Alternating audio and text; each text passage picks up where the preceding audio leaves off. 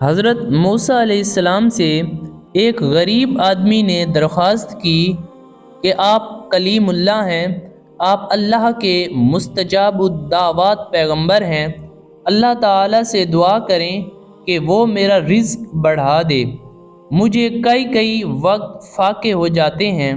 حضرت موسیٰ علیہ السلام نے بارگاہ خداوندی میں اس کی درخواست پیش کی تو اللہ نے بتایا کہ اس آدمی کی قسمت میں قلیل روزی ہے، اس لیے ہمارے ہاں سے تھوڑا تھوڑا کر کے اسے رزق دیا جاتا ہے تاکہ آخر تک ملتا رہے۔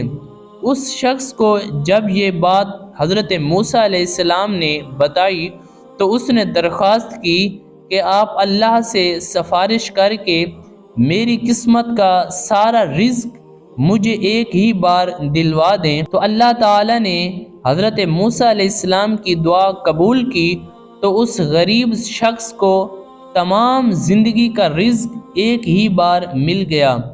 اس شخص نے فوراً لنگر خانہ کھول دیا اور اعلان کر دیا کہ جس شخص کے کھانے کا انتظام نہ ہو وہ ہمارے لنگر خانے سے پیٹ بھر کر کھانا کھا سکتا ہے۔ حضرت موسیٰ علیہ السلام کو اس کی اس حرکت پر تعجب ہوا کہ یہی شخص تھا جو کہتا تھا کہ فاقوں سے میں مرا جا رہا ہوں، فاقوں سے میری زندگی جو ہے نا کٹتی چلی جا رہی ہے۔ انہوں نے اسے سمجھانے کی کوشش کی لیکن جب وہ نہ مانا تو مایوس ہو کر چلے گئے۔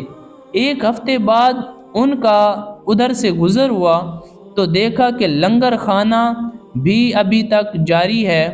دوسری مرتبہ وہ 1 ماہ بعد، پھر تیسری مرتبہ 6 ماہ بعد ادھر سے گزرے تو آپ نے حسب معمول اسی طرح لوگوں کو لنگر خانے سے کھانا کھاتے ہوئے دیکھا۔ ان کا خیال تھا کہ اس غریب آدمی کی یہ سخاوت اور یہ دریا دلی کی بدولت سارا رزق چند روز میں ہی ختم ہو جائے گا، مگر لنگر خانہ ابھی تک مسلسل جاری تھا۔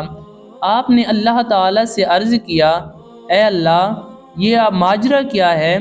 آخر یہ قصہ کیا ہے؟ اس کا تھوڑا سا رزق ابھی تک چل رہا ہے۔